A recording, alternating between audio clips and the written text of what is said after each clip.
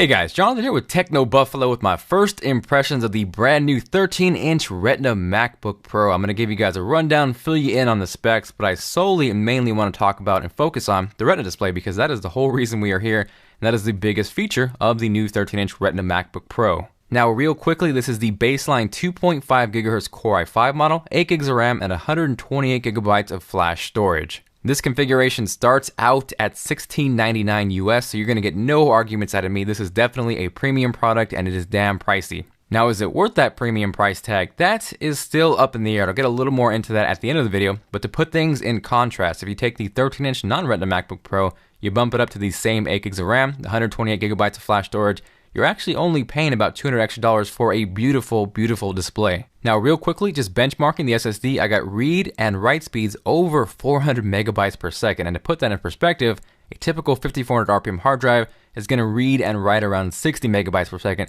So there is a huge difference, and that translates to much faster app loading times, insanely quick boot ups and shutdowns, and overall just a much better user experience. The new 13-inch Retina MacBook Pro is also thinner. It's nearly a pound lighter than its non-Retina sibling. And real quickly, just giving you guys a tour of the ins and the outs. We have the MagSafe 2 connector. We have dual Thunderbolt ports, one of the two USB 3.0 ports, the headphone jack, and dual microphones rounded up the left-hand side. On the flip side, you can see gone is the optical drive, which translates to the thinner form factor and the lighter build. We then have the SD card slot, HDMI out, and the second USB 3.0 port. Now, getting into the heart of the matter, the Retina display, it is rocking a 2560 by 1600 resolution, which is 4 times the pixels as the current 13-inch non-Retina MacBook Pro. Now, a lot of people will react and say, why the heck would I want a resolution that big on a screen that small? I'm not going to be able to see anything. Text is going to be small, icons are going to be small, but it actually works a little different than you might think. So by default, that 2560 by 1600 looks like 1280 by 800.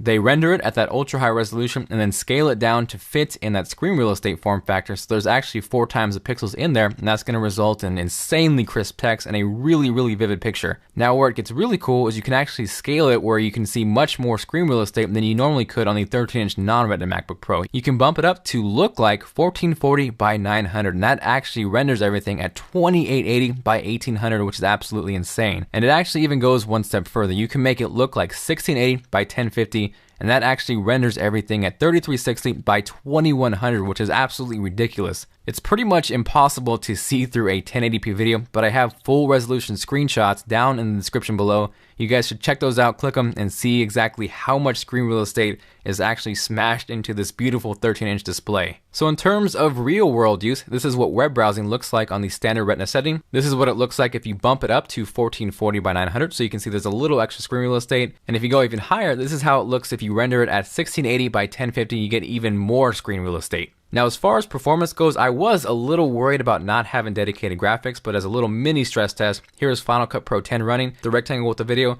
That is full resolution 1080p, and you still have extra screen real estate around it. It's actually crazy. So I'm going to keep that video playing in the background, just kind of move it around, do a little scrolling on the web browsing, and you can see it doesn't really lag at all. So the 8 gigs of RAM kind of helps with multitasking.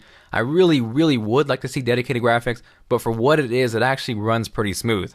Now, as far as is this worth the price, it's hard to say because I really feel the 15-inch Retina MacBook Pro is a much better deal. If you actually bump this 13-inch model up to an i7 processor, the same 256 gigabytes of flash storage, it's actually the same price, but with the 15-inch, you get quad-core CPU and dedicated graphics and obviously a bigger screen. And that leads me to believe that this is a premium product. It's not for everybody, but it is going to pave the way for future products.